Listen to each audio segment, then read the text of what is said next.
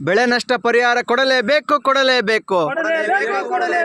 ರೈತರಿಗೆ ಅನ್ಯಾಯ ಆಗುತ್ತಿದೆ, ಬೆಳೆ ನಷ್ಟ ಪರಿಹಾರ ಕೊಡಲೇಬೇಕು ಕೊಡಲೇಬೇಕು.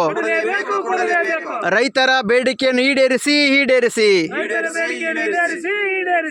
ಕನಿಷ್ಠ 25,000ಕ್ಕೂ ಹೆಚ್ಚು ಪರಿಹಾರವನ್ನು ನಿಗದಿಪಡಿಸಿ.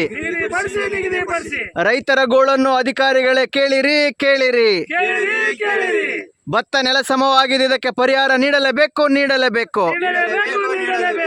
ಬೆಳೆ ಪರಿಹಾರಕ್ಕೆ ಬೆಂಬಲ ಬೆಲೆಯನ್ನು ನೀಡಲೇಬೇಕು. ಭತ್ತದ ಖರೀದಿ ಕೇಂದ್ರವನ್ನು ತೆಗೆಯಿರಿ.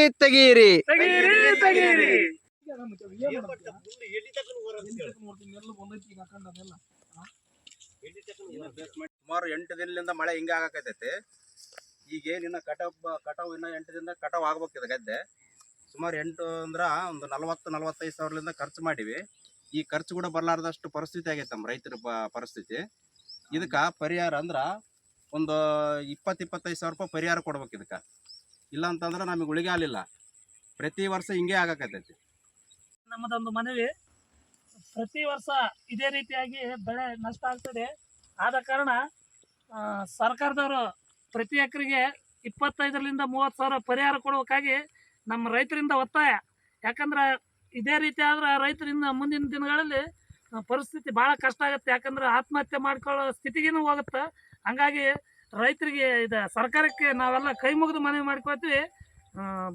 ಆದಷ್ಟು ಬೇಗನೆ ಸಂಬಂಧಪಟ್ಟ ಅಧಿಕಾರಿಗಳಿಗೆ ಸಜೆಷನ್ ಕೊಟ್ಟು ಆದಷ್ಟು ಬೇಗನೆ ಇದನ್ನು ಒಂದು ಪರಿಹಾರ ಕೊಡೋ ವ್ಯವಸ್ಥೆ ಮಾಡೋಕ್ಕಾಗಿ ತಮ್ಮಲ್ಲಿ ಕೇಳಿಕೊಳ್ಳುತ್ತೆ. ಅದ್ರ ಜೊತೆಗೆ ಬೆಂಬಲ ಬೆಲೆಯನ್ನು ಘೋಷಣೆ ಮಾಡಬೇಕು.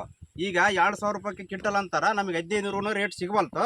3ರಿಂದ 3,500 ರೂಪಾಯಿ ಬೆಂಬಲ ಬೆಲೆ ಸಿಗಬೇಕು ನಮಗೆ. ಹಂಗಾದ್ರೆ ನಮ್ಗೆ ಉಳಿಗಾಲ ಐತಿ. ಇಲ್ಲನಪ್ಪ ಅಂತಂದ್ರೆ ನಮ್ಗೆ ಉಳಿಗಾಲ ಇಲ್ಲ. ಆತ್ಮಹತ್ಯೆ ಒಂದೇ ದಾರಿ. ಖರೀದಿ ಕೇಂದ್ರ ಆದಷ್ಟು ಬೇಗ ಖರೀದಿ ಕೇಂದ್ರ ಸ್ಟಾರ್ಟ್ ಮಾಡಬೇಕು. ಮಳೆ ಅವಾಂತರದಿಂದ ನಮ್ಮ ರೈತರಿಗೆ ಭಾಳ ಕಷ್ಟವಾಗೈತಿ. ಈ ಬಿದ್ದು ಮಿಷಿನರ್ದು ಈ ನಮ್ಮ ಖರ್ಚು ವೆಚ್ಚಗಳು ಇಂದ ಈ ಬಿದ್ದಿರೋಂಥದಕ್ಕೆ ಪರಿಹಾರ ಕೊಡ್ಬೇಕಂತ ನಾವು ಸರ್ಕಾರನ ಮನವಿ ಮಾಡ್ತೀವಿ.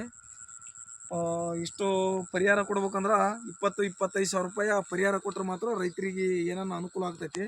ಇಲ್ಲಾಂದ್ರೆ ಎಣ್ಣೆ ಕುಡಿಯೋಂಥ ಪರಿಸ್ಥಿತಿ ರೈತರಿಗೆ ಬಂದೈತಿ. ಈ 3-4 ಬೆಳೆಲಿದ್ದ ಬೆಳೆಗೆ ಸುಗ್ಗಿ ಬ್ಯಾಸಿಗೆ ಇದೇ ಥರ ಆಗ್ತೈತಿ. ಬೀಳೋದು ಮಳೆಗೆ ಎಣ್ಣೆಕೊಲ್ಲು ಅದು ಇದು ಅಂತ ನಮ್ಮ ರೈತರು ಗೋಳು ಯಾರ ಮುಂದೆ ಹೇಳಿಕೆ ಅಂದ್ರೆ ತೀರ್ಲಾರಂಥ ಪರಿಸ್ಥಿತಿ ಐತಿ ನಮ್ಮದು.